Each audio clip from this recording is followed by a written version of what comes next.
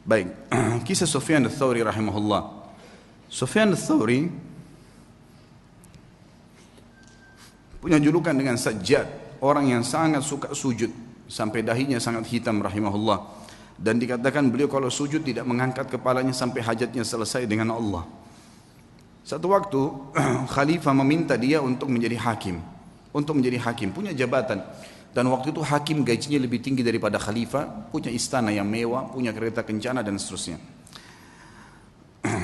Yang jelas teman-teman sekalian, ditawarkan dia menjadi hakim dan dia nolak. Karena waktu itu dia seorang ulama. Sufyan ats-Tsauri seorang ulama Mekah yang terkenal. Dan memang dia orang yang paling layak, paling faham tentang perkara-perkara masyarakat. Lalu dia nolak dengan santun mengatakan saya tidak bisa dan saya khawatir saya akan dihisab oleh Allah hari kiamat kalau saya berhukum yang salah. Maka khalifah mengatakan kau harus menjadi. Karena dia nolak dan dipaksa, akhirnya dia pun melarikan diri dari Mekah. Dia jalan teman-teman sekalian. Sufyan ats-Tsauri rahimahullah jalan dengan menggunakan jubah menutup kepalanya dan meninggalkan Mekah. Sampai jalan menuju ke Yaman. Selama 3 bulan perjalanan kaki sampai di Yaman, kemudian dia tiba di sebuah kebun kurma. Kemudian dia menawarkan diri untuk menjadi pegawai di kebun kurma itu dan orang tidak tahu siapa dia. Kemudian berkatalah pekebun kurma tersebut, saya akan berikan gaji kamu seperti orang-orang yang bekerja sama saya. Dia bilang baiklah, saya terima. Yang penting saya ada tempat tinggal dan saya bisa ibadah. Berjalanlah 3 bulan dia menurunkan kurma dari pohon, seorang alim ulama yang sangat dihormatin pada saat itu, sangat dihormatin.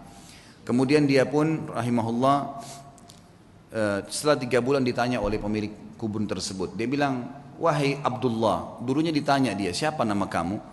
Dia bilang, saya Abdullah. Dia tidak dusta. Dia bukan tujuan dusta. Dia mengatakan saya Abdullah, maksudnya saya adalah hamba Allah. Gitu kan? Karena dalam bahasa Arab begitu. Kalau dia sebut namanya dia ditangkap oleh khalifah. Dia tidak mengatakan nama saya, dia mengatakan saya adalah hamba Allah. Gitu kan? Bahasa Arabnya ana Abdullah. Rupanya pemilik kebun menangkap namanya Abdullah. Dipanggil, wahai Abdullah kesinilah. Datanglah Sufyan rahimahullah lalu ditanya, apa perbedaan antara kurma kami dengan kurma kalian? Maka kata Sufyan rahimahullah, saya tidak pernah tahu perbedaannya karena saya tidak pernah mencicipi sedikit pun dari kurma anda. Maka kata pemilik kebunnya, apakah kamu ini tinggal 3 bulan di kebun saya, turunkan kurma, sortir tiap hari, gak pernah kamu makan 1 butir pun? Dia bilang, demi Allah 1 butir pun tidak pernah karena anda tidak pernah mempersilahkan saya. Maka kata pemilik kebun, teman-teman sekalian, dia bilang, apakah kau mau mencontohi muru'anya, ya, kehormatan ibadahnya Sufyan ats-Tsauri? Dia nggak tahu kalau ini orangnya.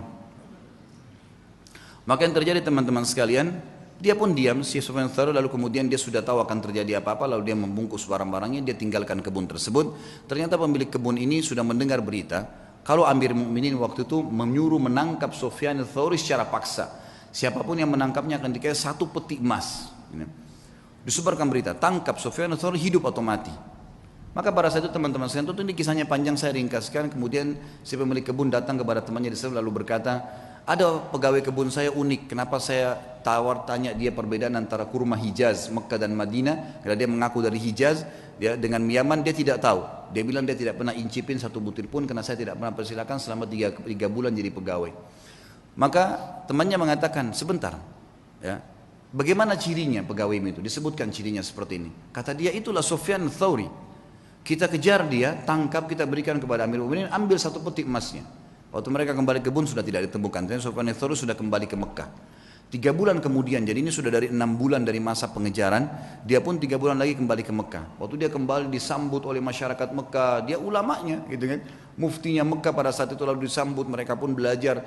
Lalu beberapa ulama lain menasihati mengatakan, wahai Sufyan, Amir Mukminin sudah sangat marah, dia akan menghukummu. Dia bilang, saya lebih takut dengan raja yang sebenarnya, karena kalau saya salah berhukum maka akan jadi masalah. Dan dia harus bisa mengerti, saya tidak bisa memaksakan diri gitu kan. Harusnya dia bisa memaklumi dan masih banyak orang-orang yang bisa dijadikan sebagai pengganti saya.